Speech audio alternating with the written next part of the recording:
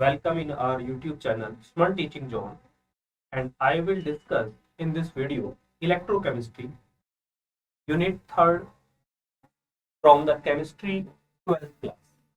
देखो बच्चों, electrochemistry electrochemistry जैसे नाम से ही हमें पता चल रहा है, इलेक्ट्रो मीन्स इलेक्ट्रो और flow of electron that is electricity और electric current and chemistry is the study of chemical reaction. मतलब जिस ब्रांच ऑफ केमिस्ट्री में हम effect of electric current on chemical reactions की स्टडी करते हैं, that is called electrochemistry. It means the branch of chemistry which deals the effect of electric current, electric charge on the chemical reaction, that is called electrochemistry. Fine. अब देखो, ये जो हम study करने वाले हैं तो किसी सिस्टम के अंदर करने वाले हैं, तो उस सिस्टम को जिसके अंदर हम effect of electric current on chemical reaction करने वाले हैं, that system is called cell. Cell basically two types की होती है। First is electrolytic cell and second one is electrochemical cell. Electrolytic cell के अंदर क्या हो रहा होता है? एक्चुअल में सेल एक ऐसी डिवाइस है जो एनर्जी एक्सचेंज करती है, मतलब केमिकल एनर्जी को इलेक्ट्रिक एनर्जी में कन्वर्ट करती है या इलेक्ट्रिक एनर्जी को केमिकल एनर्जी में कन्वर्ट करती है। तो ये दो अपोजिट प्रोसेस की वजह से cell are two types. First is electrolytic cell and second one is electrochemical. Electrolytic cell एक ऐसी डिवाइस है जिसके अंदर इलेक्ट्रिकल एनर्जी कन्वर्ट होती है केमिकल एनर्जी। और दोस्तों, अगर इलेक्ट्रिक एनर्जी केमिकल एनर्जी में कन्वर्ट हो गई तो जाएगी कहां? वो सेल के अंदर स्टोर हो जाएगी। किस फॉर्म में? केमिकल एनर्जी की फॉर्म। और आपको पता है energy neither be create nor be destroy. Then तो क्योंकि एनर्जी क्रिएट नहीं हो सकती ना ही डेस्ट्रॉय हो सकती है, तो it is store in the cell in form of chemical energy. That's why internal energy of the cell मतलब सिस्टम इंक्रीजेस। तो जब हम इलेक्ट्रोकेमिकल सेल यूज कर रहे होते हैं तो इस प्रोसेस को हम क्या बोलते हैं? Electrolysis. That process is called electrolysis. It means on at the time of electrolysis internal energy of the cell increases। क्योंकि आप क्या कर रहे हैं? एनर्जी दे रहे हो इलेक्ट्रिक एनर्जी की फॉर्म में, और वो एनर्जी केमिकल एनर्जी में कन्वर्ट होके स्टोर हो जाती है। And this reaction is non feasible, मतलब नॉन स्पॉन्टेनियस। क्यों है भाई नॉन स्पॉन्टेनियस? पहले तो स्पॉन्टेनियस और नॉन स्पॉन्टेनियस प्रोसेस क्या होते हैं ये हमने 11th क्लास में पढ़ा था।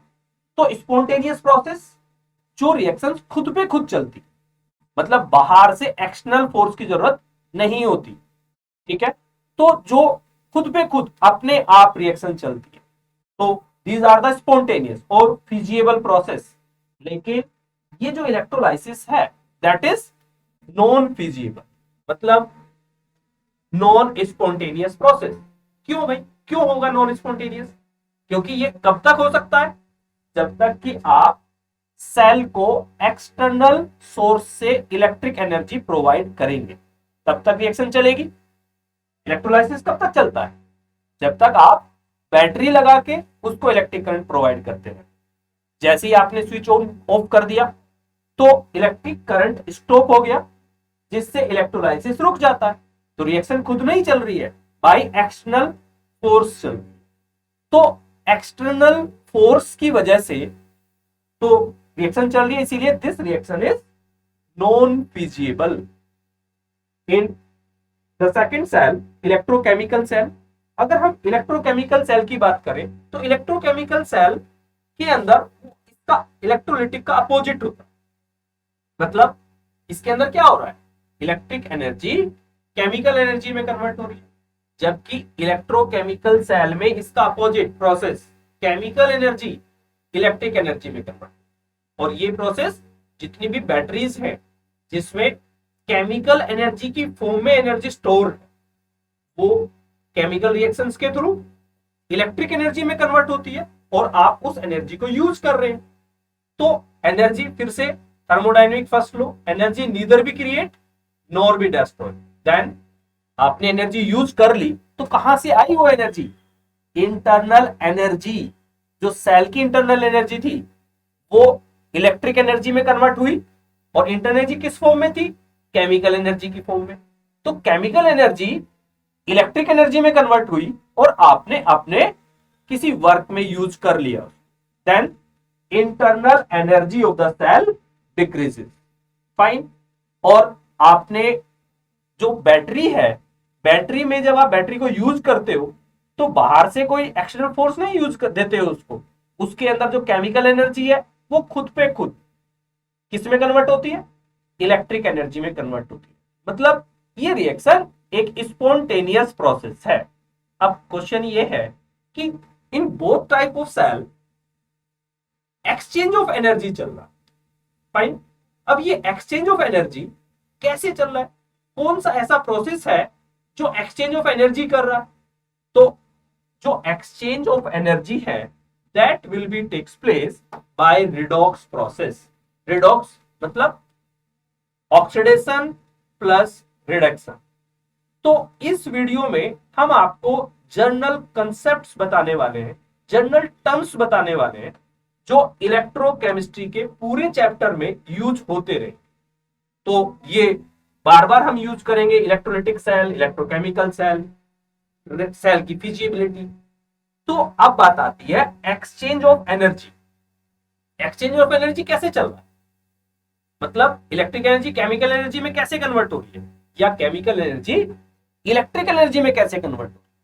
तो इसके लिए कौन सा प्रोसेस चल रहा है? Redox process. तो अब हमें ये जानना है कि रिडॉक्स प्रोसेस क्या होता है। वैसे तो हमने 11th क्लास के रिडॉक्स चैप्टर में ये सारा कुछ पढ़ा होगा, लेकिन इस चैप्टर में हम आगे बढ़े उससे पहले ये सारे टर्म्स हमें रिन्यू करने ही पड़े। तो ये सारे टर्म्स हमें जानने हैं कि अब रिडॉक्स प्रोसेस क्या होता है, रिडॉक्स प्रोसेस क्या होता है, एनोड क्या होता है, कैथोड क्या होता है, इलेक्ट्रोलाइट क्या होता है। ठीक है, तो इसमें आगे हम बढ़ रहे हैं और हम बताने वाले हैं रिडॉक्स प्रोसेस क्या होता है, what is a redox reaction. ठीक है, तो ऑक्सीडेशन और रिडक्शन दोनों को जब कंबाइन कर देते हैं तो दैट बिकम रिडॉक्स प्रोसेस। अब first of all what is the oxidation? Oxidation क्या होता है? Oxidation is loss of electron. मतलब वैसे ऑक्सीडेशन के बहुत सारे प्रोसेस आपने पढ़े हैं 11th क्लास में। Addition of oxygen that is oxidation, loss of hydrogen that is oxidation, positive charge का इंक्रीज हो जाना that is oxidation, negative charge का कम हो जाना मतलब नेगेटिव वैलेंसी का कम हो जाना that is oxidation, electropositive element का रेशियो कम हो जाना या इलेक्ट्रोपॉजिटिव नेगेटिव एलिमेंट का रेशियो बढ़ जाना, ये सारे फीचर किसको शो करते हैं? ऑक्सीडेशन। लेकिन हमें यहां पर बाकी सारे कंसेप्ट नहीं देखने, क्योंकि हम पढ़ रहे हैं इलेक्ट्रोकेमिस्ट्री। मतलब हमें इलेक्ट्रॉनिक कंसेप्ट चाहिए, किसका? ऑक्सीडेशन। तो बेसिकली ऑक्सीडेशन क्या है? अगर इलेक्ट्रॉनिक कंसेप्ट ले तो ऑक्सीडेशन क्या हो रहा है? Loss of electron. और जब इलेक्ट्रॉन लूज होता है तो पॉजिटिव चार्ज इंक्रीज करता, जैसे जिंक, ये जिंक मेटल है, जिंक का एटम है, ये क्या कर रहा है? इलेक्ट्रॉन्स लूज कर, तो क्या होगा? बेसिकली पॉजिटिव चार्ज इंक्रीज कर जाएगा। यहां पर पॉजिटिव चार्ज कितना है? 0। यहां पे कितना है? +2। और +2 क्यों आया? क्योंकि इसने 2 इलेक्ट्रॉन्स लूज कर दिए। तो that's why that is oxidation. ऐसे ही कोई भी metal, aluminium, aluminium 3 electrons lose कर दे, यहां पे एल्यूमिनियम सॉलिड है, ये इलेक्ट्रॉन्स लूज कर दे, किसमें कन्वर्ट हो जाएगा? Al3+ में, एक्वस, एक्वस। तो that is oxidation. Same way में आयरन Fe2+ है, यहां पे आयरन पे कितना चार्ज है? +2 चार्ज। ये क्या करे? 1 इलेक्ट्रॉन्स और लूज कर दे, Fe3+ में कन्वर्ट हो जाए, तो that is also oxidation, and in other hand Cl negative to Cl negative, ये क्लोराइड आयन। और अगर ये क्लोराइड आयन क्या करे, इलेक्ट्रॉन्स लूज कर दे, कितने इलेक्ट्रॉन्स लूज करेगा, 2, और किसमें कन्वर्ट हो जाए, Cl2 गैस, 2 इलेक्ट्रॉन्स लूज कर। तो ये सब के सब क्या है, ऑक्सीडेशन प्रोसेस। अगर वैसे देखा जाए तो रिडक्शन क्या है, reduction is gain of electron. तो कोई इलेक्ट्रॉन गेन कब करेगा, जब कोई एलिमेंट इलेक्ट्रॉन्स लूज कर रहा हो या कोई आयन इलेक्ट्रॉन्स लूज कर रहा हो। तो oxidation that is loss of electron and reduction is gain of electron. और दोनों रिएक्शन साइमल्टेनियसली ही चल सकती है, क्योंकि एक इलेक्ट्रॉन लूज करेगा, दूसरा इलेक्ट्रॉन गेन करेगा। तो ये गिव एंड टेक, मैं किसी को पेन दूंगा तभी तो वो पेन लेगा, तो इसका मतलब पेन का देना और पेन का लेना दोनों साथ साथ काम चलेंगे। तो इसी तरीके से वन ऑफ द एलिमेंट या one of the reactant lose their electron and second one gain these electron. तो this type oxidation and reduction takes place simultaneously. तो this process is called redox process. तो gain of electron, for example Cu2 plus aqueous है, ये क्या करे, it gain 2 electron, ये 2 electron gain कर ले, तो किसमें कन्वर्ट हो जाएगा, Cu सॉलिड, तो दैट इज रिडक्शन। यहां पर Cl2 है, ये 2 इलेक्ट्रॉन गेन करके किसमें कन्वर्ट हो जाए, 2Cl नेगेटिव क्लोराइड आयन में, तो this is also reduction. Fine. यहां पर Fp3 प्लस 1 इलेक्ट्रॉन गेन करके Fp2 प्लस में कन्वर्ट हो जाए, तो that is also reduction.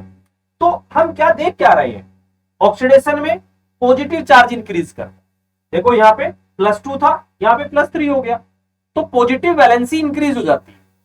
Oxidation में नेगेटिव वैलेंसी डिक्रीज हो जाती है, देखो यहां पे माइनस है, ये 0 है, तो नेगेटिव वैलेंसी डिक्रीज होती है, या पॉजिटिव चार्ज इंक्रीज, यहां पे 0 है, यहां पे +2, और इसका अपोजिट किस में चलता है, रिडक्शन, पॉजिटिव चार्ज डिक्रीज हो जाता है, यहां पे +2 है और यहां पर 0।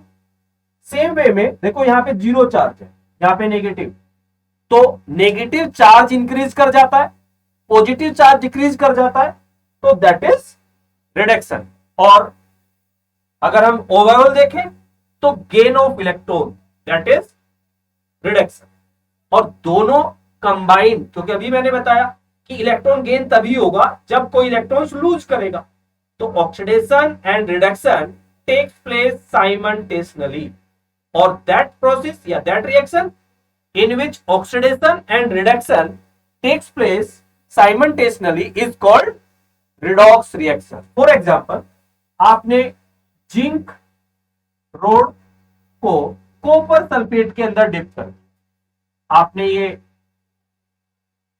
कॉपर सल्फेट का एक्वा सॉल्यूशन लिया और इसमें जिंक रोड डाल, तो यहां पे क्या है, जिंक सॉलिड और कॉपर सल्फेट CuSO4 के अंदर क्या है, Cu2 प्लस एक्वस आयन। तो क्या हो रहा है इसमें, ये जिंक इलेक्ट्रॉन्स लूज कर रहा है और ये इलेक्ट्रॉन गेन कर रहा है, it convert into Zn2 plus aqueous and Cu convert into Cu solid, तो दैट इज ऑक्सीडेशन।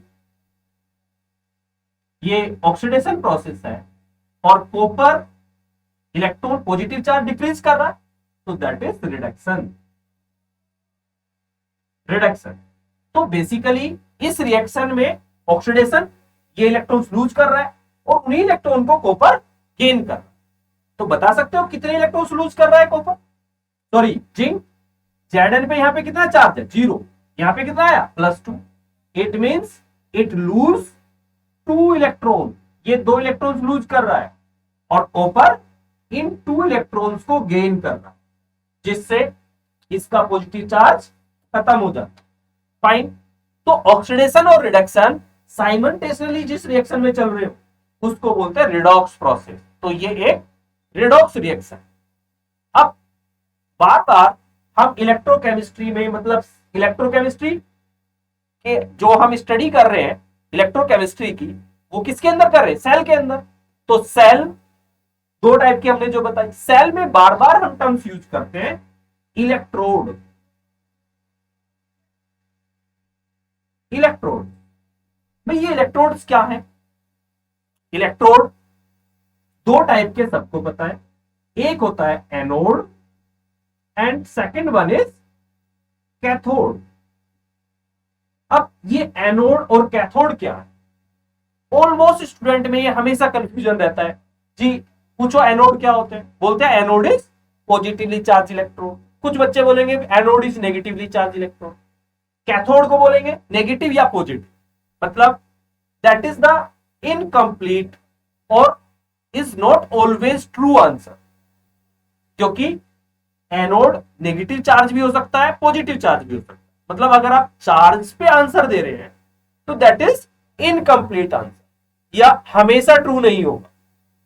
ऐसे कैथोड, तो आपको एनोड और कैथोड को एक्सप्लेन करने के लिए आपको केमिकल रिएक्शन पर बेस आंसर देना पड़े। तो एनोड क्या है? एनोड वो इलेक्ट्रोड है जिस पर ऑक्सीडेशन रिएक्शन चलती, ऑक्सीडेशन टेक्स प्लेस।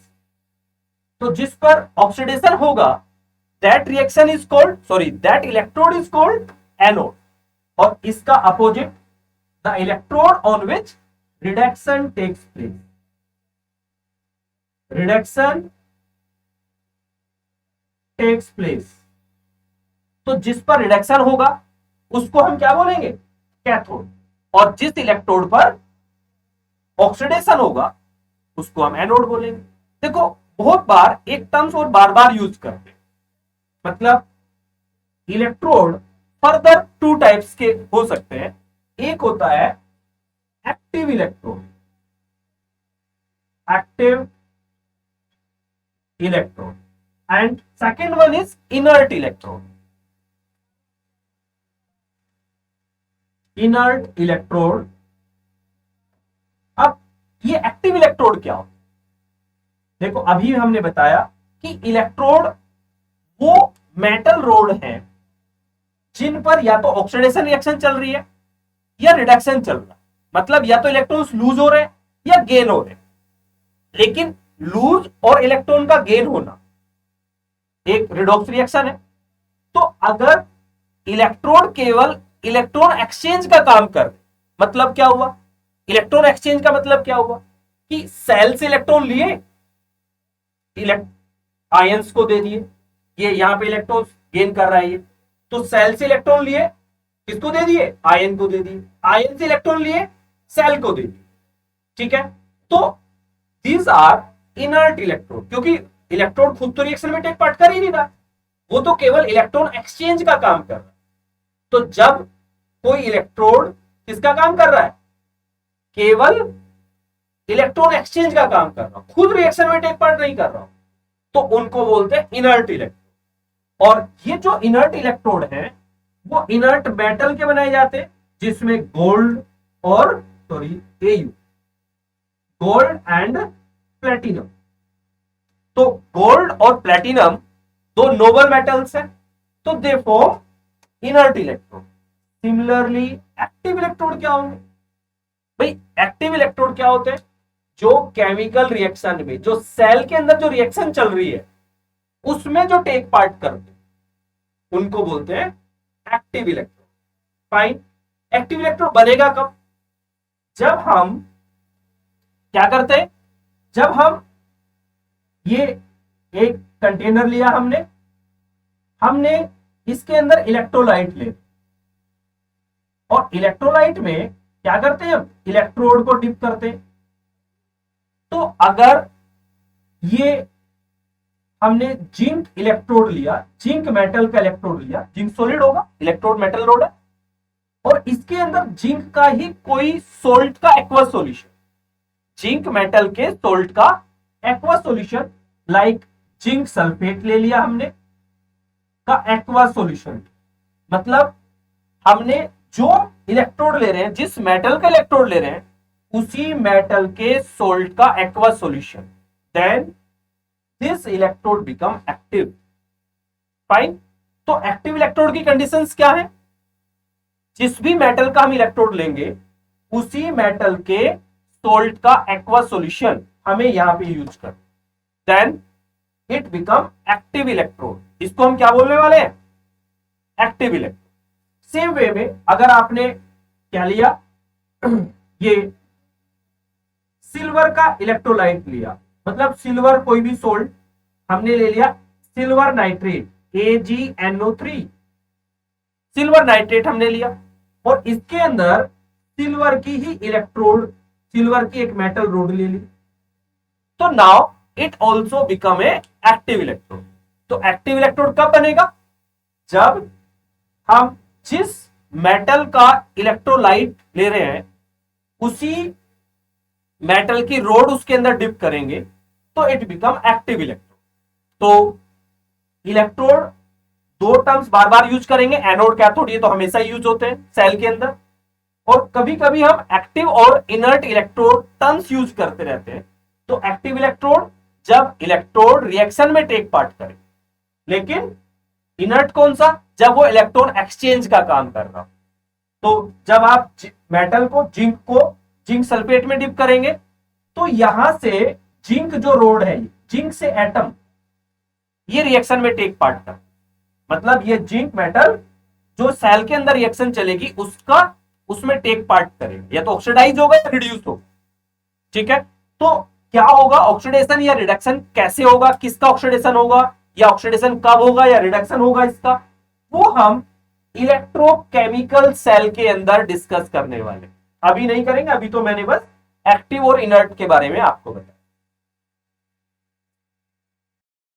अब देखिए, तो इलेक्ट्रोकेमिस्ट्री के अंदर, मतलब सेल के अंदर, चाहे वो इलेक्ट्रोलिटिक सेल हो या इलेक्ट्रोकेमिकल सेल हो, हम एक टर्म्स बार बार यूज करते हैं, दैट इज इलेक्ट्रोलाइट।